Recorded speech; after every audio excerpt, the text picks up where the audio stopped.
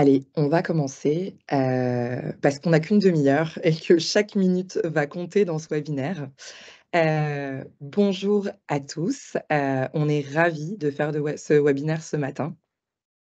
Je suis Pauline Thévenin-Lemoine, je suis directrice marketing et product owner chez BeShake et je serai accompagnée ce matin d'Estelle Plateau, qui est chargée de mission RSE chez Act4Now. Donc ce matin, l'objectif, c'est de croiser nos 2 expertises. L'expertise d'une plateforme d'intelligence collective qui est BeShake et celle d'un cabinet de conseil spécialisé sur les sujets RSE qui est Act4Now, qui est un de nos partenaires privilégiés sur ces sujets-là. Et on va vous parler de la CSRD et surtout de comment impliquer vos parties prenantes, à commencer par, vos collaborateurs parce que, parmi toutes vos parties prenantes, on partage la conviction, que, c'est les premiers ambassadeurs de l'entreprise, et que tout commence avec les collaborateurs, même si vous allez le voir, tout ce dont on va vous parler, ça va aussi pouvoir impliquer, d'autres de vos parties prenantes. Sans transition, puisqu'on n'a qu'une demi-heure, on va commencer. N'hésitez pas à poser toutes vos questions dans le chat. On a Ophélie avec nous qui note toutes vos questions et qui nous les fera remonter en fin de webinaire. Donc vraiment, n'hésitez pas et puis je laisse la parole, tout de suite à Estelle qui va, pouvoir introduire ce webinaire. Merci beaucoup, Pauline et bonjour à toutes et tous. Ravie d'être ici pour, parler un petit peu CSRD et engagement, des collaborateurs dans cette aventure CSRD. Donc pour faire une courte introduction, l'ambition de ce webinaire, il va pas être de vous refaire une énième fois donc la technicité, le déclinement de la CSRD dans toute sa technique. Non, là, on va essayer de prendre un petit peu de hauteur et pour commencer, on va replacer un petit peu, le contexte, notamment le contexte européen. Donc, la CSRD, elle s'intègre d'abord à travers des objectifs. Donc vous n'êtes pas sans savoir qu'on a notre objectif issu, de la COP 21 de 2015 qui, ambitionne de rester sous la barre des 1,5 degré à horizon 2100. Pour ce faire, on a un objectif de neutralité carbone à horizon 2050. Ces objectifs-là, ils ont été intégrés dans le Green Deal européen, le Pacte vert européen, qui lui-même intègre un objectif transitoire à horizon 2030, qui est le Fit for 55, qui consiste à la réduction de nos émissions dans la zone EO de 55%, donc à horizon 2030, par rapport aux émissions de 1990. Voilà, donc pour avoir ces objectifs, il a fallu sortir un certain nombre de réglementations pour avoir la partie opérationnelle. Dans ces réglementations, il y a bien sûr la CSRD, mais il y a aussi la SFDR, Sustainable Finance Disclosure Regulation, et la taxonomie européenne vous devez connaître. Donc pour refaire un petit récap, la taxonomie européenne, elle propose donc de définir ce qu'est une activité durable grâce à 6 grands objectifs et on va venir voir comment l'activité, elle va impacter, ces objectifs-là. Si l'activité est éligible à la taxonomie, alors il y aura des exigences de reporting, notamment en termes de décarbonation et d'adaptation au changement climatique. Donc bien sûr, ces éléments seront à mettre dans votre rapport de durabilité lié à la CSRD. La SFDR, quant à elle, elle vient poser déjà aux gestionnaires d'actifs l'exigence de demander à chaque investisseur s'il souhaite investir dans des placements durables. Pour ce faire, il y a 3 grands types de placements qui ont été proposés. Les premiers sont les placements avec que des investissements durables. Les deuxièmes sont des placements avec des placements qui intègrent des critères socio-environnementaux et les derniers sont en fait les autres placements. Donc pour pouvoir faire ces classements-là, il va falloir avoir de la donnée et cette donnée, elle provient des entreprises et elle provient notamment, de la CSRD, anciennement NFDR, qui était, celle qui permettait, la production des DPEF. Donc voilà, c'est comme ça que les gestionnaires d'actifs, ils vont pouvoir faire cette classification qui est d'ailleurs à leur discrétion, mais qui sera, du coup contrôlée, par la suite. Mais voilà. Donc un petit peu, voilà, le contexte de ces 3 réglementations qui sont intriquées entre elles et qui viennent, expliquer les grands objectifs de la CSRD qui sont donc exposés ici. Premier objectif, diriger les flux de capitaux vers les entreprises les plus durables. Deuxième objectif, apporter de la transparence et de la comparabilité, hein. Auparavant, on avait vraiment plein de référentiels, plein de manières de proposer, notre rapport de durabilité, qui permettait pas trop de comparabilité entre les entreprises, c'était un peu difficile. Et enfin, faire de la durabilité, un élément déterminant pour évaluer une entreprise au même titre, qu'en fait le rapport financier. On peut passer à la slide suivante. Voilà. Alors, maintenant, on a vu donc l'aspect investissement. Maintenant, pour l'entreprise, concrètement, pourquoi se préparer à la CSRD? Alors déjà, pour pouvoir prévoir les débats de société. En fait, en préparation de l'exercice CSRD, il va y avoir tout un travail de veille à faire. Et donc là, on va pouvoir un petit peu prendre le pouls, voir les grandes tendances qui vont émerger, notamment en termes de débats de société, et pouvoir s'y adapter. On va aussi à faire cet exercice IRO qui va être regarder donc les impacts, les risques et opportunités pour l'entreprise et ce pour l'ensemble de la chaîne de valeur. Donc c'est-à-dire que, si vous avez, si on prend l'exemple par exemple d'une maroquinerie qui n'a pas forcément d'enjeux liés à l'eau, en l'état dans ses opérations, si on regarde sa chaîne de valeur, elle travaille potentiellement avec des tanneries qui, elles, ont un gros enjeu au niveau de l'eau, pour leur subsistance. Donc si elles sont dans des zones de stress hydrique, par exemple, elles vont, avoir quelques soucis si elles ne gèrent pas ce risque. Donc ça devient, pour la maroquinerie, un enjeu très important qu'il faudra intégrer dans sa matérialité. Deuxième point, c'est justement obtenir une vue élargie des enjeux, des questions ESG qui concernent l'entreprise et donc là, c'est tout l'exercice en fait de double matérialité avec les différents ESRS qui sont proposés par les FRAG, mais il faudra pas s'y limiter puisque, il y aura des normes sectorielles qui vont apparaître. Par exemple, les FRAG ne proposent pas dans ces ESRS le numérique responsable. Voilà, donc il faudra un petit peu venir compléter avec d'autres référentiels qui existent, SASB, GRI, ceux que vous prenez habituellement, voilà, pour venir compléter, tous ces enjeux ESG proposés par les FRAG. Ensuite, on va venir détecter et tirer parti des signaux faibles et c'est là que, va intervenir notamment la relation avec, les parties prenantes, internes comme externes, mais voilà, entretenir une relation on va dire, un dialogue continuel avec vos parties prenantes les plus stratégiques, ça va permettre de détecter un petit peu, faire aussi ce travail de réflexion, d'anticipation qui est très nécessaire pour s'adapter au mieux aux changements qui vont être très importants dans les années à venir et finalement être une entreprise qui fait partie plus de la solution que du problème. Heu, donc en découle le point suivant qui est initier et renforcer la communication avec les parties prenantes et là Bichec justement a des solutions très intéressantes à nous proposer. Et enfin, il faudra potentiellement adapter donc l'ensemble de la stratégie d'entreprise, de l'organisation, pourquoi pas horizontaliser un petit peu votre manière de gérer, vos affaires, voilà, dans un souci d'avoir une entreprise résiliente sur le long terme.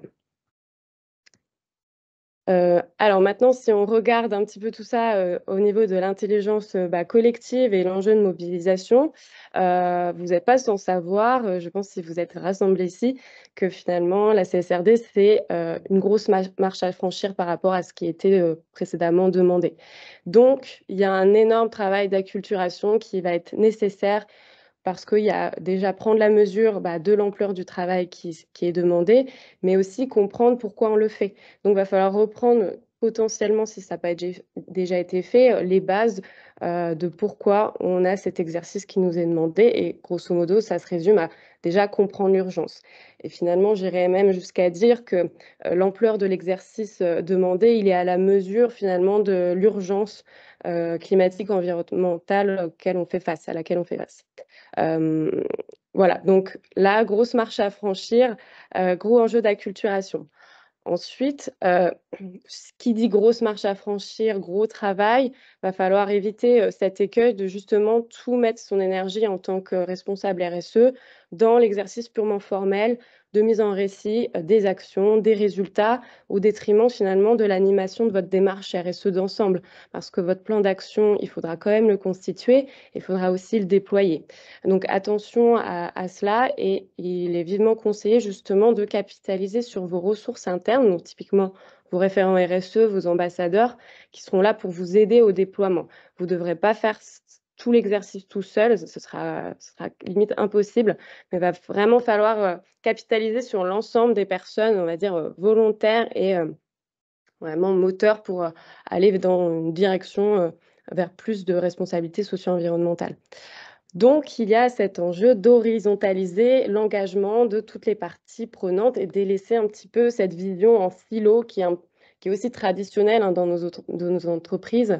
Finalement, on a tendance à considérer que, les responsables RSE, ils vont, faire, des petites actions, de temps à autre, faire des événements un peu phares lors des semaines, européennes du développement durable, par exemple, et ça va s'arrêter là. Ben non, là, finalement, il va falloir que tout le monde s'y mette parce qu'il y a énormément de données à récolter. On est entre 1 200 data points à récolter si on est, sur tous les enjeux, des ESRS. Le travail est assez colossal. Il va falloir demander à chaque service, chaque métier de remonter des informations et finalement, on va mobiliser, bah, l'ensemble de l'entreprise, à commencer par le top management qui devra aussi poser, une vision, une voie, une direction, une trajectoire qui sera aussi, bah, en lien avec les ambitions, de la CSRD, de vos enjeux stratégiques, ESG et cetera. Suite à ça justement, à cette mobilisation, bah, de plus en plus importante de l'ensemble de l'entreprise, va falloir faire attention à maîtriser les tensions internes. Et là, ça renvoie aussi au premier point, au premier sujet de la culturation. Va bien falloir faire attention de bien poser en fait les enjeux, et bien tout, recontextualiser, faire un travail pédagogique, si vous voulez pas qu'il y ait des tensions internes qui émergent suite à votre sollicitation un peu plus accrue qu'auparavant. Voilà, il peut y avoir des personnes réfractaires qui ne comprennent pas bien pourquoi, tout cela leur est demandé. Voilà, donc gros enjeu de pédagogie, à faire en amont. D'autre part, on peut potentiellement estimer qu'à l'avenir, il y aura comme des tensions internes entre, bah, les directeurs financiers et les responsables, les directeurs RSE, puisqu'il y a des logiques court terme d'un côté plutôt DAF et des logiques plutôt moyen terme, long terme côté, directeur, directrice RSE. Et il y aura quand même une cohérence d'ensemble à respecter puisque finalement le provisionnement court terme, on va dire, les DAFs et le provisionnement long terme, moyen terme des directeurs RSE pour la gestion des risques, RSE devra être proposé dans un même rapport. Le rapport de durabilité, il intègre le rapport, annuel, le rapport intégré de l'entreprise. Donc si vos investisseurs vont regarder votre rapport et qu'il y a pas de cohérence entre les 2, bah, forcément ça va poser des petits soucis. Voilà, donc à terme, on peut même se poser la question: «Est-ce qu'il y aura pas une absorption, d'une compétence par une autre?» pour qu'il y ait un seul et unique poste justement. Voilà, c'est des réflexions en cours, on n'a pas encore la réponse. En tous les cas, il va falloir donc mobiliser, largement l'ensemble de l'entreprise, et c'est là où je vais passer la main, du coup à Pauline qui pourra venir concrètement nous décliner comment il est possible d'engager, bah, l'ensemble de vos parties prenantes grâce à l'intelligence collective, au quotidien. Merci. Merc Merci beaucoup Estelle, pour cette, intro qui fait, très bien le lien, avec, effectivement ce qu'on peut faire chez BeShake. On en a beaucoup parlé en préparation de ce webinaire, on partage une conviction qui est que là, on est dans le contexte, de la CSRD. Ce contexte, c'est pas juste une contrainte, c'est aussi une opportunité de voir plus loin, et de rendre la stratégie RSE plus crédible, plus concrète, au travers des piliers, qu'on va vous montrer juste après. Nous, on a, formalisé une méthode ou une philosophie autour de 3 grands enjeux qui nous paraissent essentiels, dans le contexte de la CSRD et quand on parle de mobiliser l'intelligence collective, sur les sujets RSE. Le premier pilier, c'est l'acculturation. Il est essentiel pour s'approprier une stratégie, il est essentiel de comprendre les concepts. Je dis souvent et je répète beaucoup à des interlocuteurs, divers et variés qu'on ne peut pas demander à des collaborateurs de travailler sur la réduction d'un bilan carbone s'ils ne savent pas ce que c'est qu'un bilan carbone. Donc on a besoin de parler déjà la même langue. Le deuxième pilier, c'est l'échange bidirectionnel. C'est la nécessité de créer un dialogue avec les parties prenantes, dans les 2 sens. C'est-à-dire, on va aussi bien nourrir, nos parties prenantes, à commencer par nos collaborateurs, de contenu, de veille, d'interrogation, mais il va aussi falloir aller chercher leur avis, leur opinion, leurs ressentis, leurs idées, prendre le pouls régulièrement et faire se parler les 2. C'est-à-dire, on va aller prendre le pouls et on va réagir et on va proposer du contenu en conséquence, proposer des formations, des ateliers en conséquence, donc d'être dans cet esprit de dialogue. Et puis, troisième pilier essentiel, c'est ce qu'on a appelé l'appropriation. C'est l'idée que, quand on parle la même langue, quand, on est dans une dynamique d'échange, on peut aussi permettre aux parties prenantes de proposer, on le verra après, très concrètement, des solutions, des idées, des bonnes pratiques. Tout ce qui va pouvoir venir nourrir très concrètement le plan d'action, RSE, et j'insiste là-dessus parce qu'Estelle le disait à juste titre tout à l'heure. Il faut pas délaisser l'action, dans ce contexte de la CSRD. Il faut vraiment continuer de nourrir le plan d'action. Pour en venir un peu au fait, on vous l'avait promis, on va vous proposer, en tout cas, ces 5 bonnes pratiques qui sont 5 bonnes pratiques parmi toutes les bonnes pratiques qui existent. En tout cas, 5 premières bonnes pratiques pour maximiser l'efficacité de l'intelligence collective au service de votre stratégie RSE. La première bonne pratique qu'on a identifiée, et du coup je me répète, mais c'est dire l'importance de ce pilier, c'est d'acculturer en continu pour vous assurer qu'on va parler la même langue. Et cette acculturation, elle va pouvoir, se faire au travers de plein de formats différents, en fait. On peut être très créatif sur la question. Ça peut être du partage de veille, du partage d'articles, du commentaire, sur l'actualité. Ça peut être aussi du présentiel, et Act for Now le fait très bien, des ateliers, des fresques du climat. Ce qu'il y a d'intéressant dans les fresques du climat, c'est que quand on participe à une fresque du climat, derrière, on peut être formé et devenir fresqueur. Et donc, il y a cette logique dans l'acculturation de quelque chose qui se propage grâce aux participants. Et ça, en fait, cette mécanique-là, elle est assez merveilleuse sur les fresques du climat, mais elle peut même être, heu, mise en place sur d'autres contenus. Je pense par exemple au point suivant qui est, la logique de parcours de MOOC, qui est une méthode d'acculturation assez classique, hein, de diffuser des parcours qui vont permettre, à des personnes de s'approprier des concepts. Ben, vous pouvez même imaginer que demain, quand vous aurez identifié des experts sur certains sujets, eux-mêmes soient capables de proposer des MOOC au reste de la communauté, de manière à ce que tout le monde puisse partager son expertise sur des sujets. Donc l'acculturation, elle est pas que top down, elle peut aussi se diffuser et se transmettre de cette manière-là. Deuxième bonne pratique, celle de créer des rituels. Quand on parle d'engagement, ça marche hyper bien, on le voit, d'avoir cette logique de rituel pour engager les parties prenantes. Les rituels, ils peuvent prendre plein de formes, et ça s'inscrit pas mal dans le pilier, en fait, de dialogue avec les parties prenantes. Donc ça peut être aussi bien des rituels top down, si je peux dire, donc toutes les semaines, tous les mois, on va partager, une interview, on va partager, un article de veille. Mais ça peut aussi être des rituels bottom up, l'enquête du mois, le sondage de la semaine, tous les formats qui vont vous permettre de prendre le pouls.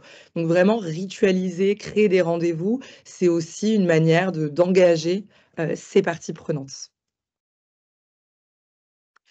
Troisième bonne pratique, l'idée de proposer un double dispositif de proposition de solutions et de bonnes pratiques. Donc là, on s'inscrit plutôt dans le troisième pilier que je vous présentais tout à l'heure, la logique d'appropriation et de mise en mouvement du plan d'action. Qui est hyper intéressant que nous, on peut voir, c'est vraiment intéressant de permettre à la fois à vos parties prenantes, à commencer par vos collaborateurs, de proposer plutôt des solutions, des projets, ce qui va venir, régler des irritants, qui va demander peut-être des fois de l'expérimentation, de l'industrialisation, donc vraiment de rentrer dans cette logique de projet, peut-être parfois plus ou moins lourd, mais en même temps, d'avoir la logique de proposition de bonnes pratiques. Une bonne pratique, c'est quelque chose qui peut des fois au sein de l'entreprise être déployé à un niveau local, mais qu'on a besoin d'identifier, de comprendre pour pouvoir le rediffuser au niveau de l'entreprise de manière générale et pouvoir généraliser. Et donc, c'est hyper important d'avoir les 2 parce que les 2 ont leurs bénéfices. Il y a du plus court terme, du moyen terme, du long terme et c'est hyper, intéressant et galvanisant de mettre tout ça au sein d'un plan d'action. Et bien sûr, c'est le dernier point de cette slide, quand vous êtes dans une logique de remontée aussi bien de solutions que de bonnes pratiques, n'oubliez pas de garder toujours un lien avec les porteurs d'idées, ou les porteurs de bonnes pratiques. C'est de mettre en relation les gens, de mettre en relation des compétences, de tenir au courant sur ce qui se passe, pendant le déploiement d'un projet, donc de donner des nouvelles, de communiquer, de mettre en lumière. c'est des choses qui sont vraiment hyper importantes et qui participent au succès de ce type d'initiative. Et justement, la 4e bonne pratique, ça peut passer pour de l'enfonçage de porte ouverte, mais on en reparle à chaque fois et c'est vraiment important, c'est de mettre en avant les personnes derrière les idées. Et là-dessus, c'est un peu comme pour l'acculturation, vous pouvez être très créatif sur la variété de mécaniques et de formats qui sont possibles, heu, pour mettre en avant les gens. Déjà, 1er point, il est important de ça s'inscrit aussi dans la segmentation des parties prenantes qui d'ailleurs, est un élément, enfin, de l'exercice de la CSRD, hein, d'identifier, les experts, les ambassadeurs, les différentes parties prenantes qui interviennent. Donc déjà de segmenter pour pouvoir communiquer auprès des bonnes personnes avec les bons formats au bon moment. Très concrètement, nous, on vous conseille de mettre tout ça dans un calendrier éditorial pour vous assurer que régulièrement, je fais écho à la logique de rituel, mais que régulièrement, vous allez parler de telle ou telle, partie prenante pour les mettre en avant. Donc Excel là-dessus, c'est très efficace, hein, de faire des calendriers éditoriaux sur Excel et si ça vous intéresse, nous, on peut vous envoyer des modèles de choses qui existent. C'est des outils tout simples et très efficaces pour, heu, pour réussir à tenir, un calendrier édito et puis enfin, varier les formats. Il y a plein de choses qui sont possibles. Vous pouvez faire des articles sur présenter des auteurs de bonnes pratiques ou de projets, faire en sorte que les gens eux-mêmes donnent des nouvelles de leurs projets ou de leurs bonnes pratiques. Ça peut être des photo-quotes comme on vous a mis un petit exemple, donc partager plutôt de l'inspiration. Ça peut être des vidéos courtes mobiles. D'ailleurs, sur le sujet des vidéos, nous, on vous conseille d'y aller de manière frugale, si je peux dire. C'est-à-dire, on prend son mobile, on interviewe quelqu'un, on fait un petit montage et on le publie. Des fois, les choses les plus simples sont les plus efficaces. De proposer des regards croisés aussi, ça, c'est un format qui marche hyper bien. C'est-à-dire qu'au sein d'un même article ou d'un même contenu, on va faire en sorte que 2 personnes différentes, issues d'horizons différents, répondent à des questions communes. Donc pour voir, justement cette intelligence collective émerger et de voir la diversité des regards sur une même situation. Et il y a aussi, par exemple, à titre d'exemple, l'analyse de tendance, donc demander à quelqu'un de venir donner son regard sur un article de veille, sur, ce qui se passe chez, un concurrent, ce qui se passe, sur un média et cetera. Et puis, dernière, bonne pratique qu'on vous propose ce matin, de créer des dynamiques de jeu et de reconnaissance. Là-dessus, ce qui se passe sur les médias B2C et sur les réseaux sociaux est hyper inspirant. Ce qu'on peut voir sur les dynamiques virales qui peuvent se passer sur les réseaux sociaux, sont hyper inspirantes en fait et on peut s'en inspirer dans le monde de l'entreprise. Heu, je pense que c'est hyper important, surtout quand on communique des valeurs, et des besoins autour de grands enjeux, de permettre aux collaborateurs, au travers d'une petite action, par exemple, de eux-mêmes, se mettre en scène en train de mettre en place, une logique du plan d'action et de, pourquoi pas, challenger le collègue à faire la même chose, donc à créer comme ça des dynamiques virales au sein de l'entreprise. Il y a aussi plein de logiques de gamification qui sont possibles. Chez Bichec, on en intègre, également, et c'est la gamification, notamment par le fait de voir émerger les personnes les plus contributives, les personnes qui proposent le plus, les personnes qui interagissent le plus avec les projets. Toute cette dynamique-là, c'est ce qui va vous permettre d'identifier des ambassadeurs, des experts, des personnes sur lesquelles vous allez pouvoir capitaliser derrière, de manière à ce que toutes ces bonnes pratiques qu'on vous montre là, en fait, créent une boucle vertueuse et s'auto-alimentent les unes les autres. On a fait l'exercice avec Estelle de, se dire qu'on voulait mettre en regard, les grands moments de la CSRD, qui vous attendent, vous, et justement les bonnes pratiques de mobilisation des parties prenantes et donc on a fait, l'exercice, vous allez le voir, de mettre un peu tout ça en miroir. Je vais redonner la parole à Estelle du coup, Voilà, pour la merci. présentation en tout cas, des Ouais. grandes étapes côté CSRD. Super, merci Pauline. Donc effectivement, on a essayé de faire cette petite slide résumée qui pourrait potentiellement vous aider à mettre tout ça en dialogue. Donc moi, je vais reprendre les différentes étapes de la CSRD. Donc vous voyez on a dissocié le côté préparation du côté mise en conformité CSRD. Donc la première étape, de la préparation à la mise en conformité, ça va être faire l'exercice de veille et d'analyse des écarts. Donc en gros, derrière, vous allez regarder, au niveau réglementaire, qu'est-ce qui vous concerne au niveau des enjeux ESG. Vous allez, regarder ce que fait vos concurrents, ce que font vos fournisseurs. Toutes vos secteurs va être analysé pour un petit peu mettre en regard ce que vous faites de manière opérationnelle dans votre entreprise. Et grâce à ça, vous allez déjà commencer votre analyse des écarts qui consiste à regarder, formellement qu'est-ce que vous avez mis en place et évaluer un petit peu la marche à franchir pour vous mettre en conformité avec l'exercice TCRD. Ensuite, on peut aller dans le vif du sujet qui est donc la double matérialité. Ici, on a remis donc 3 grandes étapes, qui ont du sens par rapport au sujet évoqué de la mobilisation des parties prenantes, mais voilà, il y en a bien d'autres évidemment. Donc première étape, présélection, des enjeux.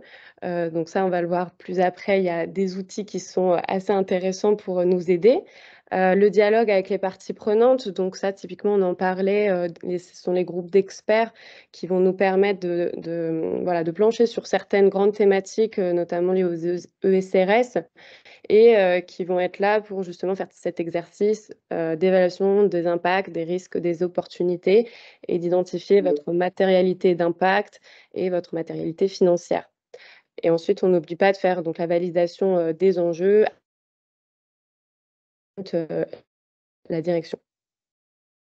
Ensuite, du coup, on a l'exercice de compilation, des indicateurs. C'est là où on va venir vous demander de récolter l'ensemble des points de données. Donc je vous parlais des 1 200, et donc il y en aura moins une fois que vous aurez fait donc l'exercice de double matérialité, mais ça reste quand même colossal, sachant que, pour rappel, donc là, c'est l'exercice TRD se fait au niveau groupe, donc il faudra aller venir interroger, vos filiales. Voilà, donc c'est un travail un petit peu à anticiper, puisque, plutôt d'ampleur. Ensuite, voilà, merci. Donc il y a l'élaboration et le déploiement de votre plan d'action. Une fois que vous avez, vos indicateurs de posés, vous allez pouvoir, établir des objectifs qui sont associés, mettre des cibles et ensuite déployer votre plan d'action et c'est là aussi, je vous en parlais tout à l'heure, il ne faudra pas oublier justement, cette animation de la démarche RSE qui est en gros le déploiement de votre plan d'action.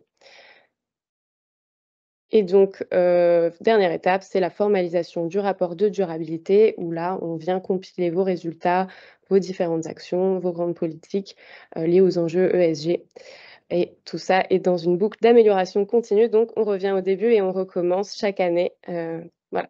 Je laisse la parole à Pauline pour la suite.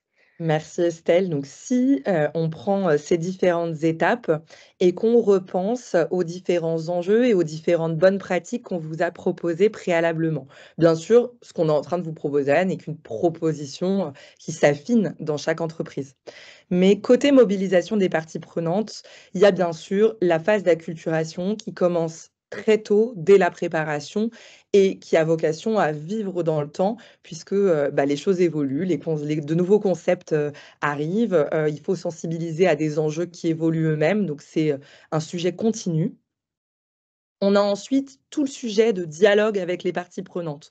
Très tôt, on vous conseille de mettre en place les rituels bottom-up, sondages, enquêtes, et cetera, pour prendre le pouls en continu et également d'être dans cette logique de dialogue de contenu, partager de la veille, recueillir du contenu d'experts, de mettre ça en place.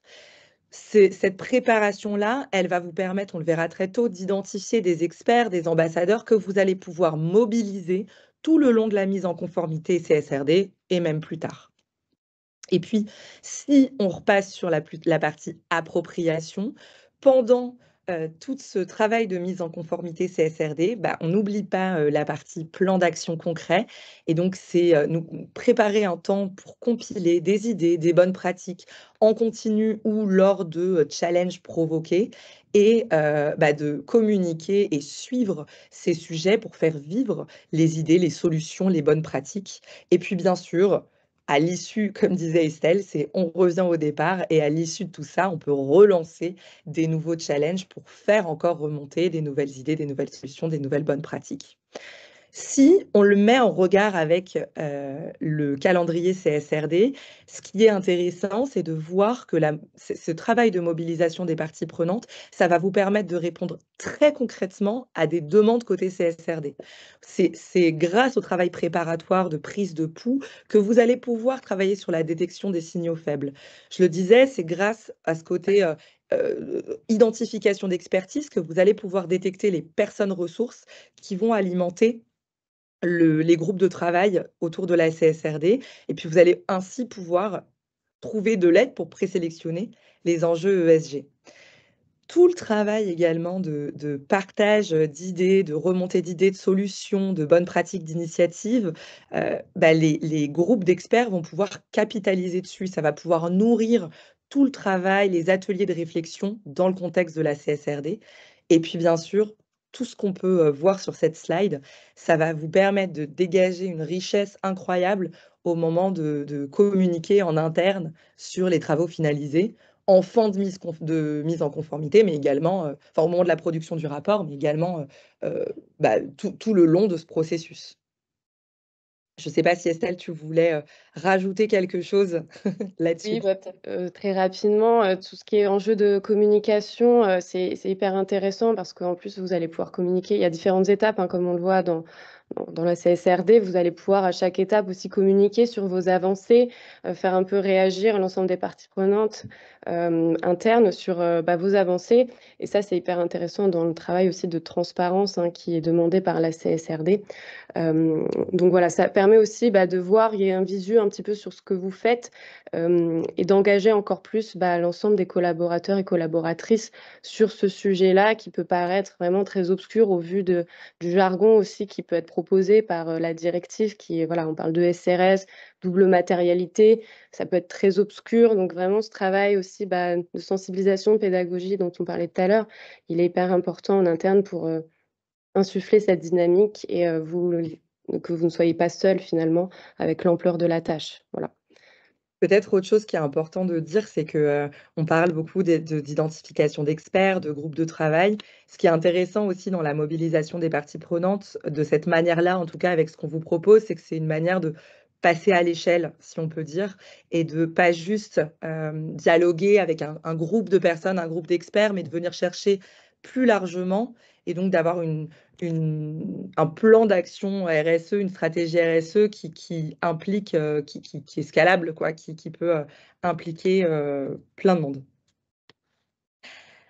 Franchement, on a tenu à 2 minutes près, le timing. Je nous félicite.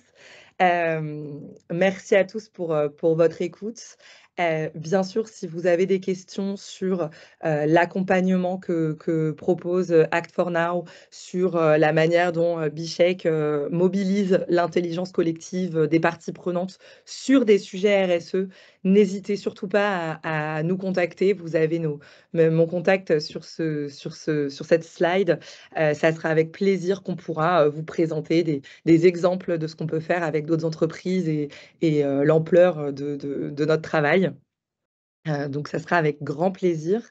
Est-ce qu'il y a des questions dans le chat à nous faire remonter ou est-ce que c'était très clair? J'en vois pas personnellement, mais n'hésitez pas, on peut rester, encore connecté 2-3 minutes si des questions vous venaient. Est-ce qu'il y a des choses?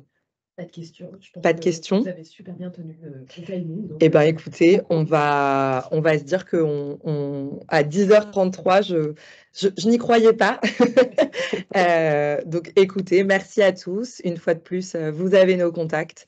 N'hésitez pas si vous souhaitez prolonger le dialogue, c'est avec grand plaisir.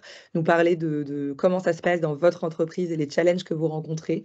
C'est une fois de plus avec grand plaisir et puis, bien sûr, on vous enverra les slides et le replay. Vous verrez dans les slides, vous aurez encore plus de matière, on ne vous a pas tout présenté. Donc vous aurez des petites surprises et puis, à très bientôt pour, peut-être d'autres bonnes pratiques. Merci à toutes et tous, de votre écoute. À très bientôt. Merci Estelle. Au revoir.